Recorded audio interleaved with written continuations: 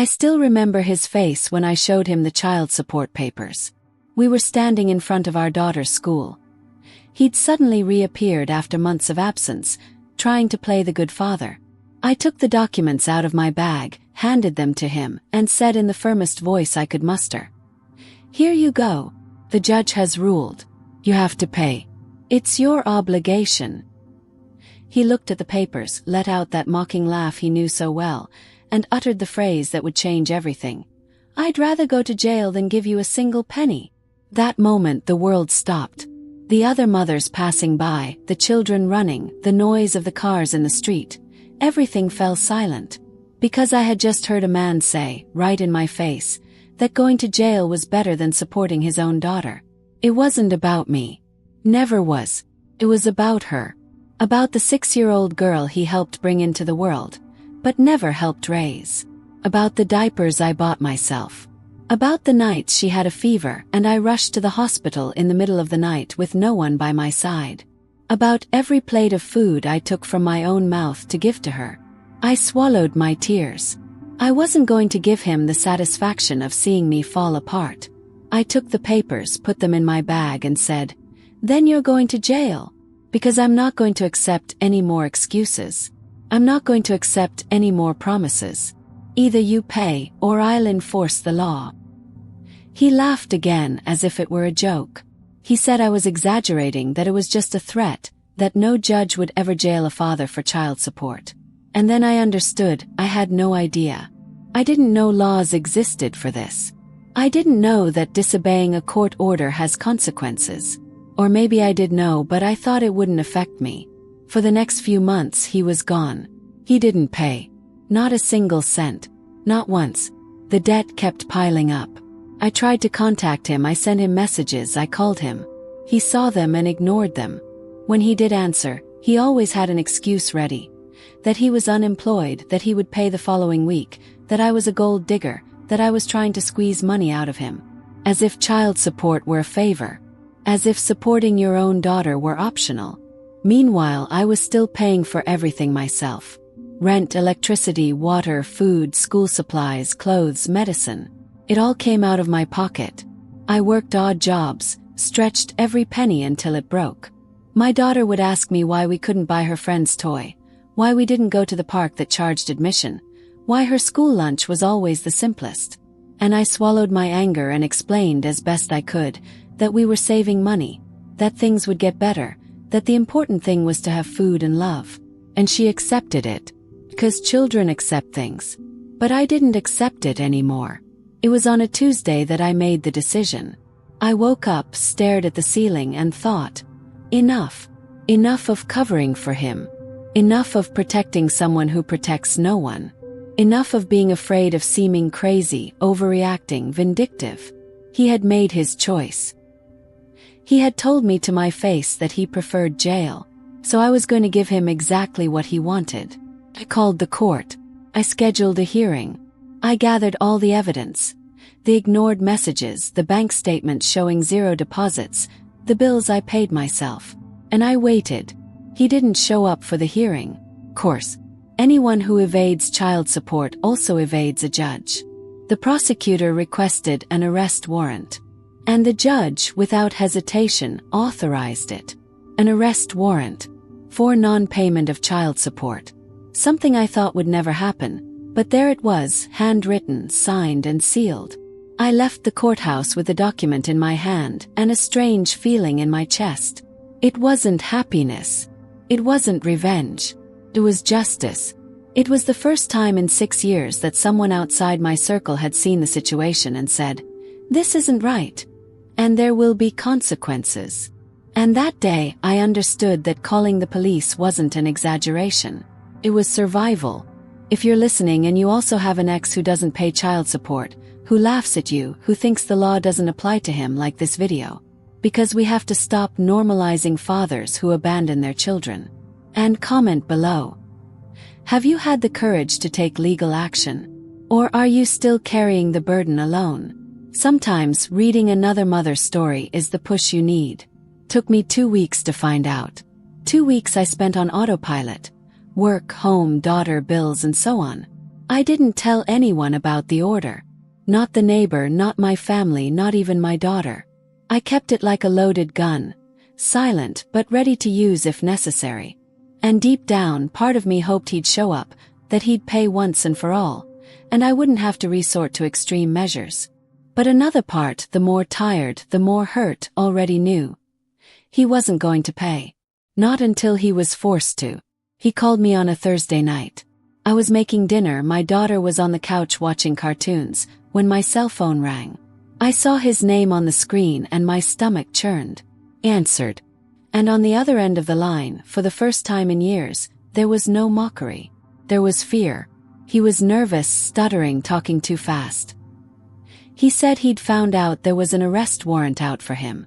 That some acquaintances in the police had warned him. That it was absurd, that I'd gone crazy, that I could lose his job, that I was ruining his life. I took a deep breath. I turned off the stove. I closed the kitchen door so my daughter wouldn't hear me.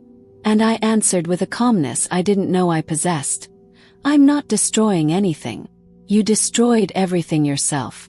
When you ignored child support. When you laughed in my face. When you said you'd rather go to jail. Now you'll see. She exploded. She screamed that I was crazy, that I was vindictive, that I was using our daughter to get revenge. And that made me laugh. A dry, humorless laugh. Because how is it revenge to raise your own child alone? Hung up. I blocked the number. And I went back to the pot. I finished dinner, put my daughter's plate on the table, sat down next to her, and pretended everything was normal.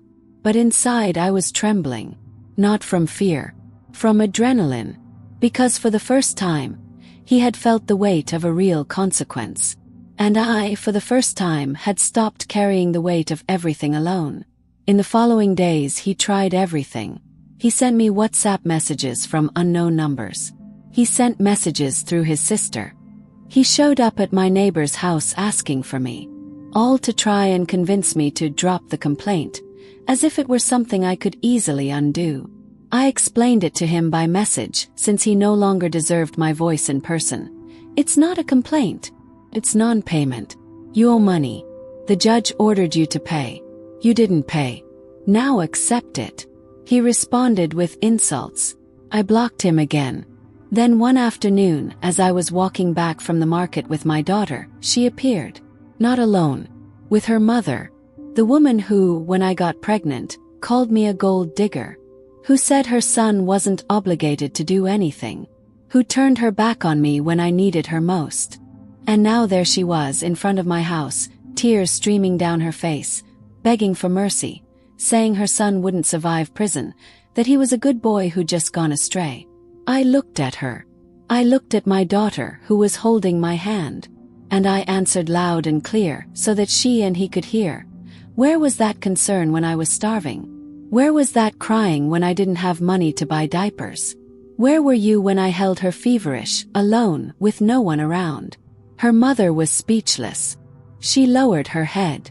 And I went inside without looking back. But that night, alone in my room after putting my daughter to bed, I cried. I didn't cry out of pity for him, but out of anger at myself. Anger for having taken so long to act. Anger for having believed for years that I had to handle it alone, that seeking help from the justice system was an exaggeration, that I had to be strong and accept it all in silence. Because how many other mothers were doing the same thing now? How many were carrying the weight of the world on their shoulders while the girl's father laughed in their faces? And that's when I understood. What I was doing wasn't just for me. It was for her. And for all the other daughters who grow up watching their fathers disappear and their mothers fall apart.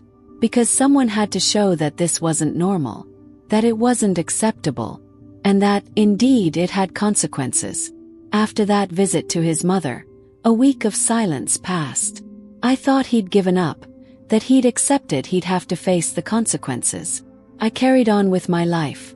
Work, daughter, bills. But a part of me remained on high alert, waiting for the next attack, the next outburst. Until one Monday morning, while checking my bank app before heading to work, I saw it. A transfer.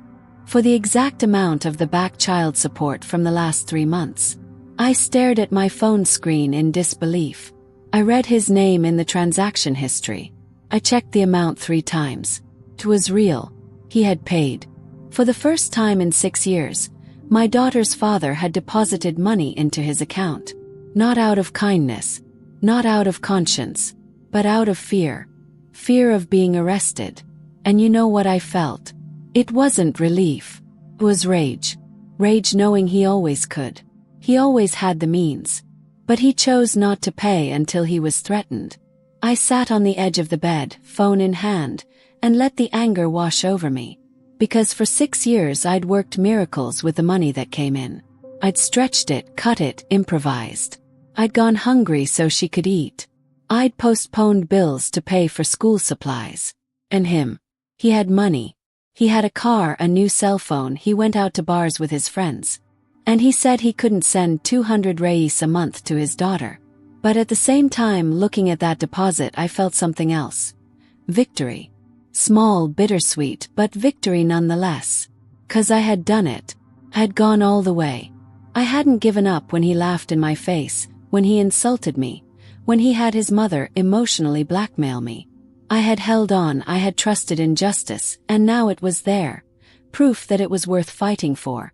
I called the lawyer who had helped me with the case, a public defender, because I could never afford a private attorney. I told him about the deposit. He confirmed that it didn't invalidate the order, but that if I continued to pay on time for the next few months, I could request a stay. Thanked him. Hung up. And I took a deep breath. Because now another fight was beginning. Making sure it wasn't a one-time payment to ease the pressure. It had to become routine. With my pension money, I did something I'd never done before. I planned. I didn't spend it all at once plugging holes. I separated it into categories. Food, medicine, missing school supplies, a new pair of sneakers for my daughter because hers were worn out. And for the first time there was some left over. I put it in a little box, literally, because I didn't have any savings yet. But it was 50 reis, and it wasn't for emergencies. It was for a break. My daughter noticed the difference.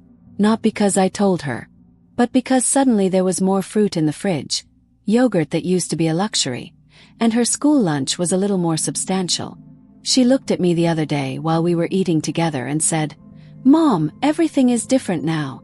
It's better." And that broke my heart and healed me at the same time.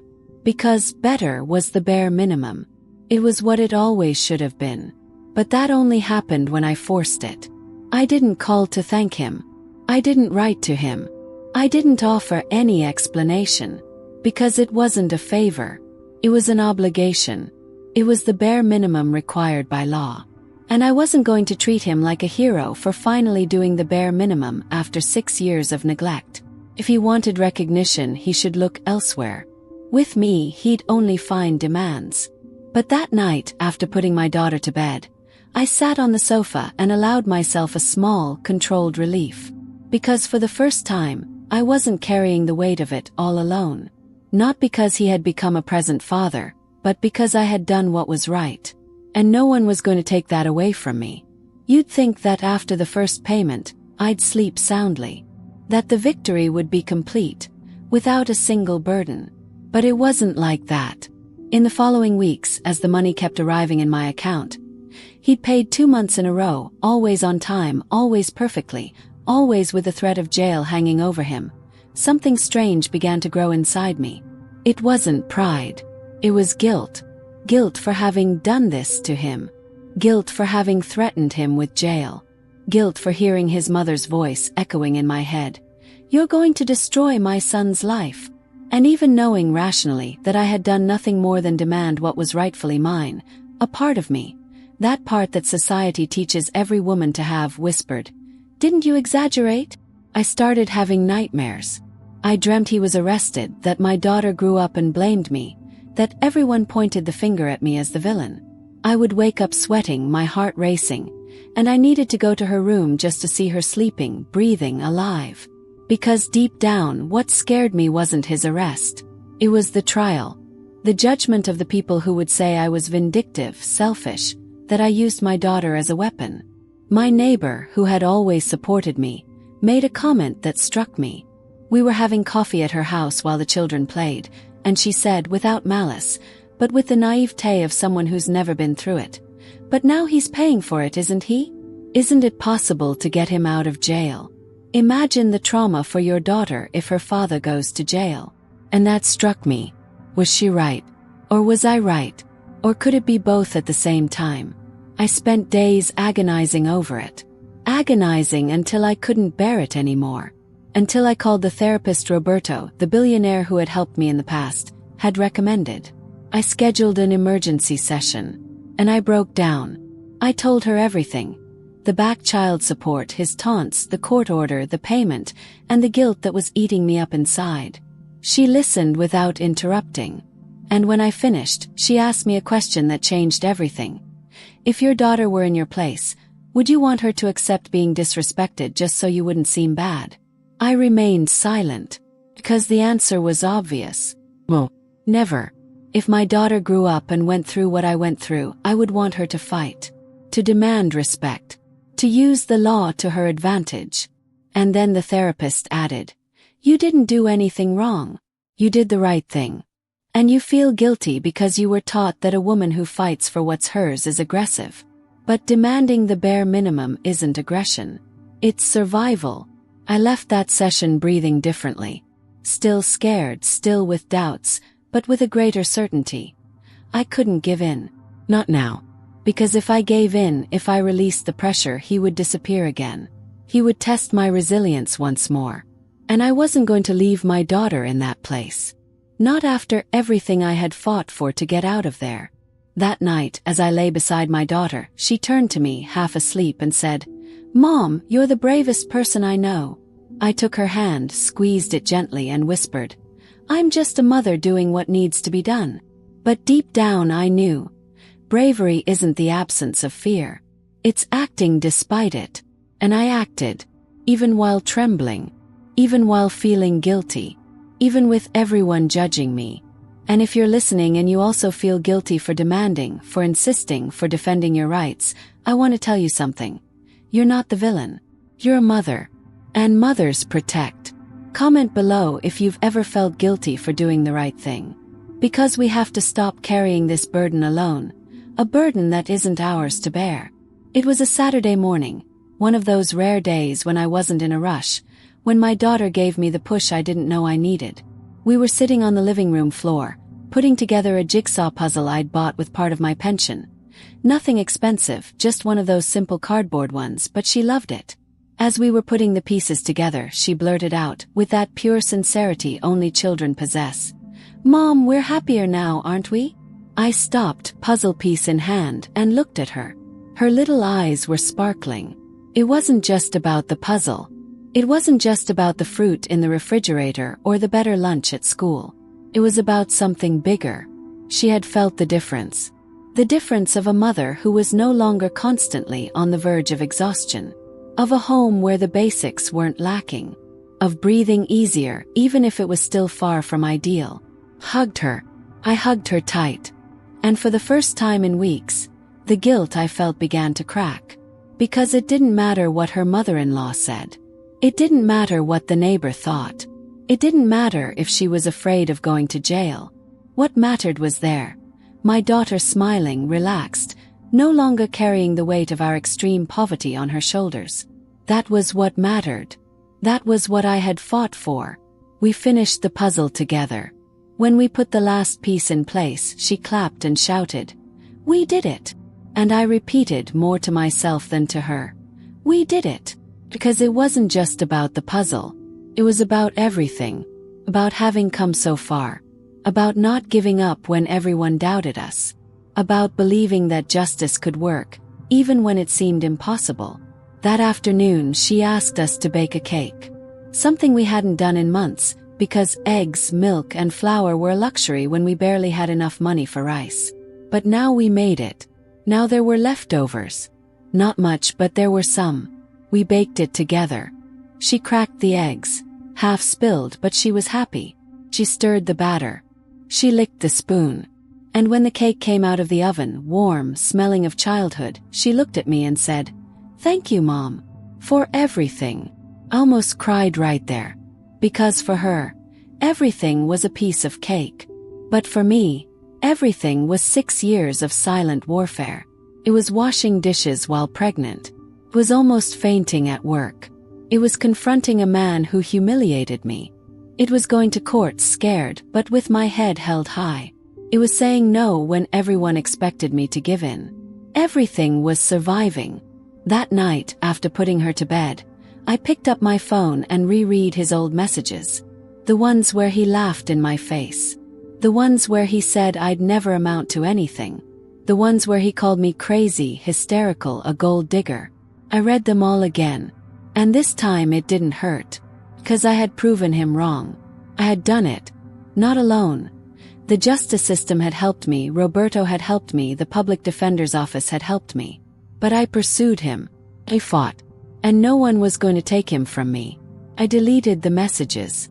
All of them. Because I didn't need them anymore. I didn't need to keep any more proof of my pain. I had living proof sleeping in the next room. A little girl who now smiled more, who now ate better, who now saw her mother breathing. And that was worth more than any hateful message kept as a trophy of suffering. It was there, in that early morning silence, that I finally forgave. Not him, but myself. I forgave myself for taking so long to act. I forgave myself for feeling guilty. I forgave myself for believing, even if only for a few seconds, that I was the villain in the story. 'Cause I never was. I was always the mother who fought. And fighting is not a sin. It's survival. 3 months after the first payment, something unprecedented happened. I had money left over at the end of the month. It wasn't much. 120 reis. But for the first time in my life as a single mother, I looked at my account and saw nothing in the red. I saw a positive balance. And that gave me a strange, almost uneasy feeling, because I didn't know what to do with money that didn't have a clear purpose for survival. I sat on the bed, phone in hand, staring at the bank statement, and a crazy idea crossed my mind. What if I did something for myself? Not for the house. Not for my daughter. For me. It had been so long since I'd owned anything that was truly mine. My clothes were from thrift stores or donations. My shoes were the ones that lasted the longest, not the ones I liked. I cut my hair in a crooked style in front of the bathroom mirror. I had become a function. Mother, worker, bill payer. The woman had disappeared. I went to the mall the following Saturday. Something I hadn't done in years. I left my daughter with a neighbor and went alone by bus, with 120 reis in my purse and a knot in my stomach that made me feel like I was doing something wrong. I walked through the shops, looking at the window displays, smelling the new clothes, the perfume, things that weren't for me. Until I saw it, a blouse. Simple but pretty. Dark green, just the way I liked it. It was my size. And it cost 80 reis. I stood there, clutching the blouse, locked in an internal battle. 80 reis. Enough to buy food for the week. Enough to save for emergencies. Enough for so many more important things. But the therapist's voice echoed in my head. You matter too. You deserve this too. I took a deep breath. I went to the fitting room. Put it on. I looked at myself in the mirror. And for the first time in years, I didn't just see a tired mother. I saw a woman. Bought it. I bought the blouse. And with what was left over, I bought a lipstick. Cheap from the drugstore, but knew it was mine. I left the store with a little bag in my hand and a mixture of guilt and pride burning in my chest. 'Cause for many that was silly. But for me, it was a revolution. It was saying, I exist beyond being a mother. I deserve good things too. When we got home, my daughter saw the bag and asked curiously, "What did you buy, Mom?" I showed her the blouse. She smiled that smile that melts any heart and said, "You're going to look beautiful." And that's when I understood. When I take care of myself, when I value myself, I don't take anything away from her. I'm showing her that women are valuable. That mothers are people too. That we don't need to erase ourselves to love. I put on the blouse to go to work the following week. Put on lipstick. I styled my hair differently. And when I arrived at the office, a colleague remarked, "Wow, you look different today. You look beautiful." And I, who usually avoided compliments, this time smiled and said, "Thank you. I think so too." because for the first time I believed it. That night, after putting my daughter to bed, I sat on the sofa and updated my financial spreadsheet. Yes, I had started making spreadsheets, something I never imagined I would do. I noted down child support, fixed expenses, and, for the first time, created a new line item: self-care. Put 20 reais there, every month, because if I didn't include myself in the budget, no one else would. And I deserved to be there as much as the electricity bill. It was a blouse and lipstick, but it was also the beginning of something bigger. Seeing myself as a priority. Not the only one. Not above my children, but alongside them. Because a well-rounded mother takes better care of her children. A mother who looks in the mirror and recognizes herself doesn't lose her way. And I wasn't going to lose myself. Not anymore. It was a Friday night when loneliness struck me in a different way. My daughter had gone to bed early, tired from the school week. The house was quiet. I had finished washing the dishes, tidying the kitchen, and folding the laundry. I was sitting on the sofa, alone, phone in hand, scrolling through the news without really seeing anything. And suddenly, without warning, that feeling hit me. I am alone. Completely alone. It wasn't about the pension. It wasn't about money or fighting or justice. It was about something more. About being a woman. About being 28 years old and not remembering the last time someone had held my hand without expecting anything in return. About sleeping alone every night, waking up alone every morning, and carrying everything alone all the time. The house might be better off financially, but emotionally, it was still empty. I looked at myself in the living room mirror, that old mirror that reflected the woman in her new blouse and lipstick.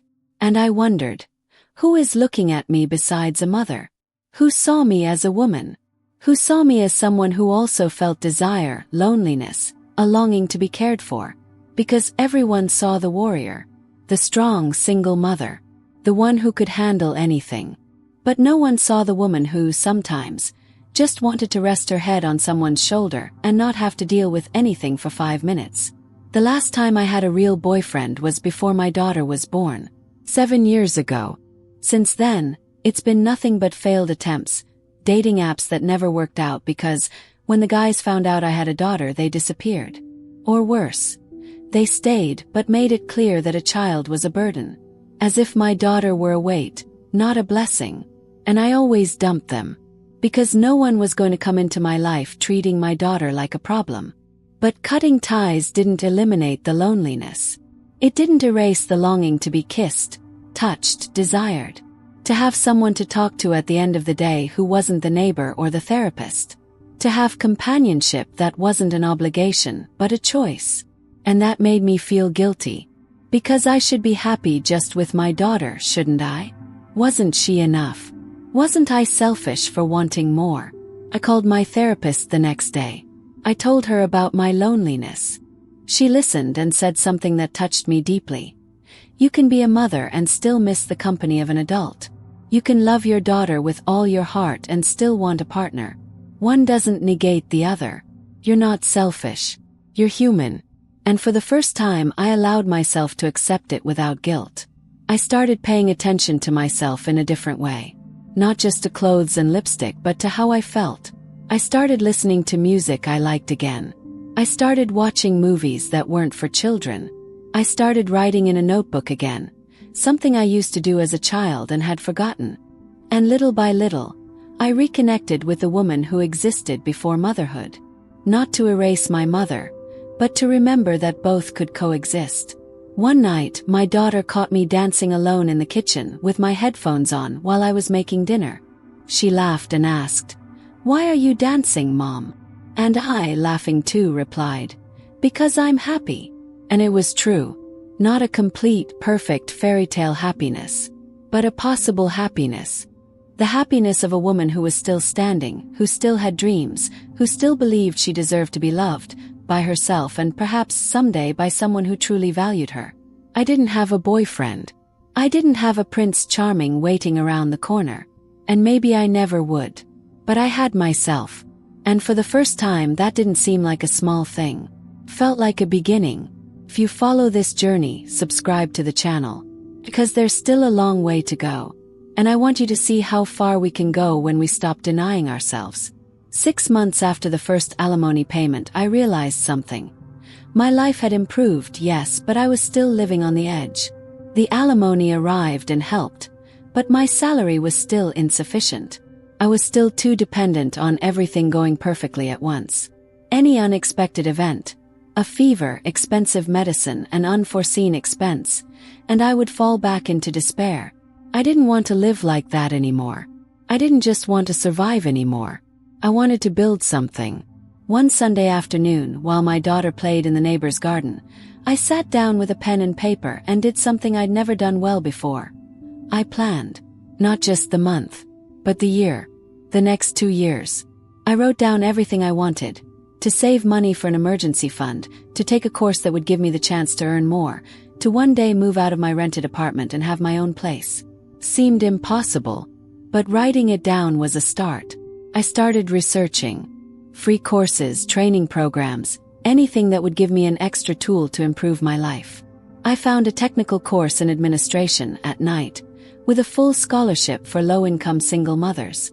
I stared at my phone screen, trembling, 'cause it meant studying after work. It meant leaving my daughter with the neighbor more nights a week. It meant exhaustion, effort, discipline. But it also meant a future. I signed up. When I told my daughter, she was quiet for a while. Then she asked, "Mommy, are you going to spend less time with me?" That broke my heart. I knelt down beside her, cupped her face in my hands and said, "I'm going to study so we can have a better life. So you can have more things. So we won't have to struggle anymore. It will only be for a short time. And I promise you that every weekend will be ours. Just ours." She thought about it and nodded. She trusted me. And that gave me strength. I started the course. It was tough. I worked all day, took the bus, arrived at class exhausted, and tried to pay attention with a spent mind. There were nights I fell asleep in my chair. There were days I wanted to quit. But every time I felt the urge to quit, I remembered, if I stop, nothing changes. If I keep going, everything can change. And I kept going. I organized my routine like never before. I woke up at 5 in the morning to prepare the day's meals, get everything ready for my daughter, go to work, pick her up from school, take her to the neighbor's house, go to my class, come back, pick her up again, put her to bed, and still manage to study for an hour before going to sleep. Weekends were ours. We went to the park, baked cakes, watched movies, colored pictures. It was worth it. Persevered. Her father's pension payments kept coming. Every month. Time. Because he knew that if he missed a payment, the police would come knocking. And that gave me a sense of security I'd never had before. I could plan.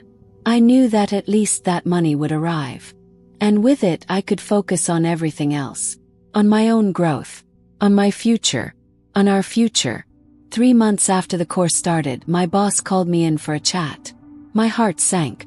I thought I was going to be fired. But no. She realized I was studying, that I was putting in the effort, and offered me a small raise. Nothing serious.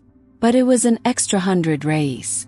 And those 100 reis, added to my pension and what I was already saving, gave me a much-needed boost. He updated my spreadsheet. Now I had 3 additional columns.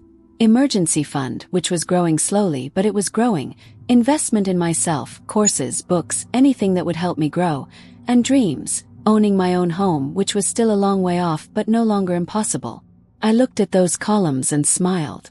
Because for the first time I wasn't just reacting. I was building. And that's when I understood. The greatest revenge against those who abandoned you isn't prison. It isn't justice. It's you thriving. It's you proving that you didn't need them to win. That you always could. You just needed a push. And sometimes that push comes from the law. Sometimes it comes from yourself. I'd been receiving child support regularly for almost a year when he reappeared in a different way. The teasing stopped. His mother's crying at my door stopped. This time he sent me a message.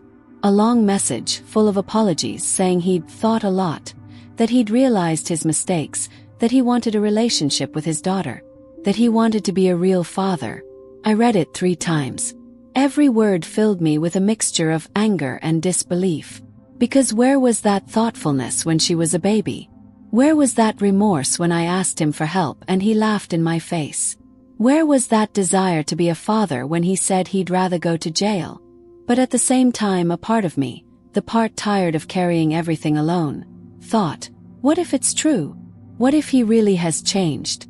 Doesn't my daughter deserve a father? I didn't respond immediately. I mulled it over for days. I spoke with my therapist. She told me something I needed to hear. You can give him a chance, but with boundaries, with protection, and knowing that if it fails, you have the right to cut off contact again. I took a deep breath, and I responded. I told him that if he wanted to see his daughter, it would have to be little by little, always with me close by and with a real commitment. No showing up once and disappearing again. We arranged to meet in a plaza on a Saturday afternoon. I took my daughter. She was nervous, holding my hand tightly. When he appeared, she didn't run to him. She stayed close to me. He tried to smile, bent down and greeted her. She responded gently, shyly, looking at the ground. And that's when I saw it. She didn't know him. To her, he was a stranger everyone said was her father. We stayed there for an hour. He tried to talk to her to ask her about school, about her favorite cartoons. She answered in monosyllables, always glancing at me to make sure everything was all right. And me, I was on high alert, watching her every move, every word, every promise she made. Because I'd heard promises before. What she needed now was action. In the end, he asked me to do it again. He said he wanted to see her again, that he was going to prove to her that he had changed. I said yes, but that it depended on her. If she wanted, we could go back. If not, I would have to respect her timing. She agreed. And for the first time I saw something different in his eyes.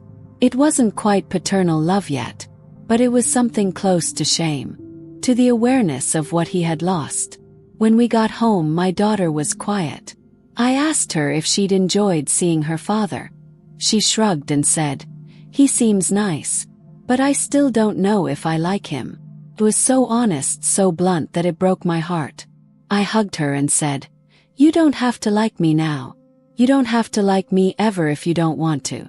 The important thing is that you have me. And that will never change."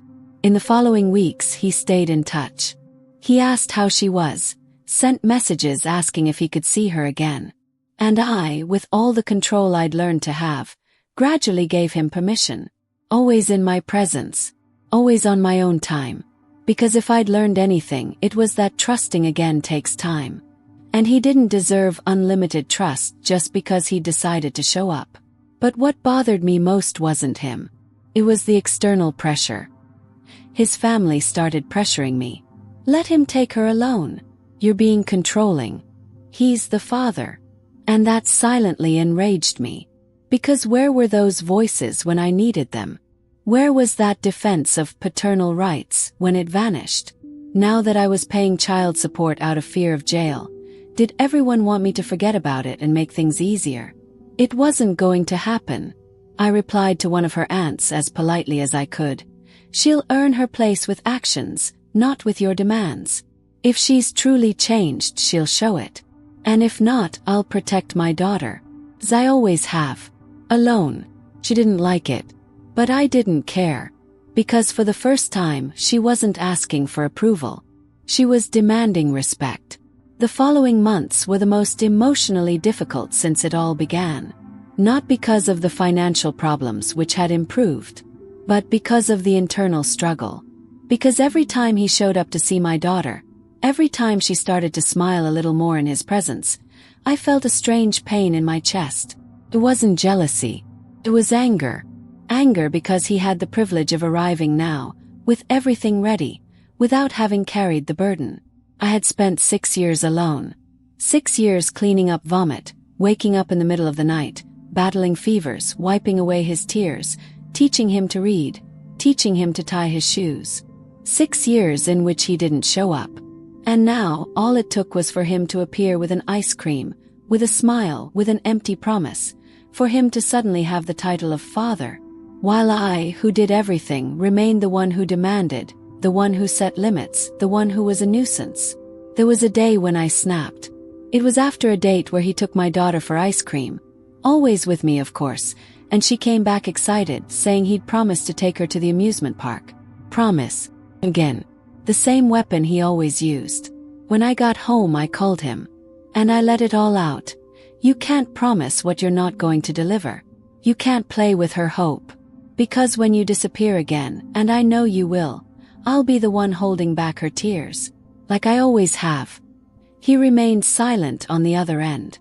And then he said something that surprised me. I know I don't deserve it. I know I've failed. But I'm trying. And you won't let me really try. That disarmed me for a second. Was he right? Or was I right not to trust him? Or were both things true at the same time? I spoke with a therapist again. She asked me a direct question. What do you want? Revenge or protection? And the answer was automatic. Protection. Always protection. I didn't want my daughter to suffer. I didn't want her to grow up with a void where there should be a father. But I also didn't want her to suffer again. And finding a balance between the two was almost impossible. I decided to do things differently. I called him for a serious conversation. Just the two of us. Without my daughter. And I told him what I wanted. You want to be a father? Then be one. But being a father isn't just showing up when you feel like it. It's commitment. It's every Saturday, not just when you feel inspired. It's paying child support without me having to threaten her. It's calling her when she's sick. It's asking her about school. It's being truly present. If you can't do that, then don't come into her life. Because I won't let you hurt her again. He looked at me, and for the first time I saw something beyond the fear of jail. I saw something akin to shame. And then he said, I'll try. I swear I'll try. I took a deep breath and replied, Don't swear. Just do it. Because I'd already heard one swear word. What he needed now was action. And if I failed, I'd cut him off. No mercy. No guilt. That night, after putting my daughter to bed, I wrote down everything I felt on a piece of paper. The anger, the fear, the desire to keep him out of her life.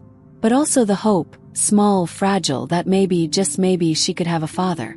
Not the perfect father. Not the father I would want. But a father who was present. Better than nothing. Better than emptiness. I folded the newspaper. Put it in a drawer. And I promised myself I would give him a chance. But with my eyes wide open. Because forgiving doesn't mean forgetting. It means giving space, but with limits. And the limits, they were mine. And nobody was going to take them away from me. 3 months after that conversation, my daughter asked me the question I knew would come up someday, but that I was never ready to answer. We were in her room, I was making her bed, she was drawing on the floor, when she put down her colored pencil, looked at me with those eyes that were too serious for a 7-year-old girl and blurted out, Mom, why didn't my dad ever live with us? My heart stopped. I held the sheet in my hands, took a deep breath, and sat down on the floor beside her. Because this conversation shouldn't be a top-down affair. It should be between equals. I took her little hand and began slowly. When you were born, your father and I weren't together anymore. And he was afraid. Afraid of being a father. Afraid he wouldn't know how to take care of you. And instead of staying and learning, he left. She remained silent, processing the situation. And then came the second question, the one I dreaded most. Didn't he love me? I felt a pang in my chest. Because the honest answer was, I don't know. Maybe he did love me, but not enough to stay. Maybe he did love me, but in a cowardly and inadequate way. But I couldn't project that onto a child. So I took a deep breath and said, I think he loved you, but he didn't know how to be a father. And it's not your fault. Never was. It was his decision. And it was wrong. She looked down, fiddling with the drawing with her finger. And then she asked something that shattered me. And why does he want to be my father now? Just because you called the police. That's when I realized. She understood more than I'd imagined. She was 7 years old, but she already knew that something had changed. That he'd only come back because he'd been forced to. I cupped her face in my hands, looked her straight in the eyes, and was as honest as I could be. Yes. She came back because the judge ordered her to pay. And she was afraid of going to jail. But you know what I hope? That now that she's here, she'll realize how amazing you are. And that she'll stay not out of fear, but because she wants to. But if she doesn't stay, you should know one thing. I've always loved you. For myself. From the very first second. And that will never change. She hugged me. And she cried. It wasn't a tantrum. It was a deep cry from someone who understood for the first time that not all parents stay. That not all families are like in cartoons. That sometimes we need to accept the love that's possible, not the love we dream of. I rocked her in my lap, even though she was already big. I gently sang her the song I used to sing to her when she was a baby. And I stayed there, holding her until she stopped crying. When she calmed down, she looked at me with red eyes and said something I'll never forget. Mommy, if she leaves again, we'll be okay. Because we always have been. And there, in that moment, I understood that it had all been worth it. The legal battle, the arrest warrant, the demands, the limitations. Not because they had made him a perfect father. Perhaps they never would. But because they had shown my daughter something much greater. That we don't accept crumbs. That we demand respect. That we use the law when necessary. And that, even when the world falls apart, we remain standing. That night, after putting her to bed, I wrote a letter. Not to him. Not to the judge. But to her. For when she grows up and needs to understand everything again with adult eyes. I wrote about abandonment, about the struggle, about child support, about the police. But also about love. About how I never gave up. About how she was always the reason for everything. I put the letter in a small box. And I promised her that one day, when the time was right, I would give it to her. Because a child of a single mother has the right to know the truth. But you have an even greater right to know that, despite everything, you were deeply loved.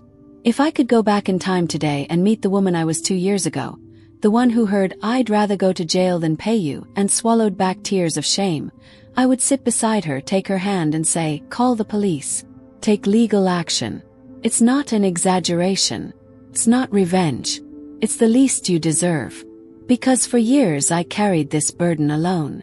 I thought asking for alimony was being a mercenary. I thought going to court was too radical. I thought I had to be strong on my own, that asking the law for help was a sign of weakness. And I almost died trying. I almost lost myself. I almost forgot that I mattered too. Today, looking back, I see the path I've traveled. He doesn't pay child support because he's become a model father. He pays because he's afraid of going to jail. And you know what? That's okay. Because what matters isn't his intention. It's the result. My daughter eats better. She has clothes. She has school supplies. She has dignity. And me. Breathe. Plan. I exist beyond simply surviving. He still sees her. Lowly. With limits. Some weeks he keeps them. Other weeks he misses them. And when he misses them, I don't chase after him. I simply note it down. Because if he ever disappears, I have proof. I've learned that trust is good, but documentation is better. And that single mothers can't afford to be naive. My daughter grew up seeing that her mother doesn't back down. That she resorts to the law when necessary. That she doesn't accept crumbs. And that's the legacy I'll leave her. Not the house I don't yet own, nor the money I haven't yet saved. But an upright posture. Firm voice. The certainty that she deserves respect. Always. If you're listening to me and you also have an ex who doesn't pay child support, who laughs at you, who thinks the law doesn't apply to him, I want to tell you something with all my heart. You're not crazy. You're not exaggerating. You're not vindictive. You're a mother protecting her child. And that's sacred. Take legal action. Get a restraining order. Call the police if necessary. Because supporting a child isn't a favor. It's an obligation. And whoever fails to fulfill their responsibilities must be held accountable. It won't be easy. You'll be judged. They'll say you're too harsh. That you should feel sorry for them. That jail solves nothing. But you know what does? Consequences. Accountability. Justice. And you have the right to demand all three. Today, when I look at my daughter sleeping, when I see her smile more, when I see the refrigerator full, I know it was worth it. Every tear, every fear, every sleepless night wondering if I had done the right thing. It was worth it. 'Cause she deserved it. And so did I. If this story touched you, give it a like. It's not vanity. It's an algorithm that shows other mothers they're not alone. Comment below if you also had the courage to take legal action or if you're still afraid. Because sometimes reading "I went through this too" is the push you need. Subscribe to the channel, because there are still many real stories of single mothers to tell. And if you know a woman going through this right now, send her this video. Sometimes we change the course of someone's life simply by showing them there's a way. My daughter's father said he'd rather go to jail, and I gave him exactly what he asked for. The real possibility of meeting her. He paid. Not out of love but out of fear. But he paid. And my daughter is eating. And that, in the end, is what matters. Listen to this. Don't be afraid to use the law. That's what it's for. And you, single mother warrior, tired of carrying everything alone, deserve justice. It's not revenge. It's a right. And rights aren't asked for. They're demanded.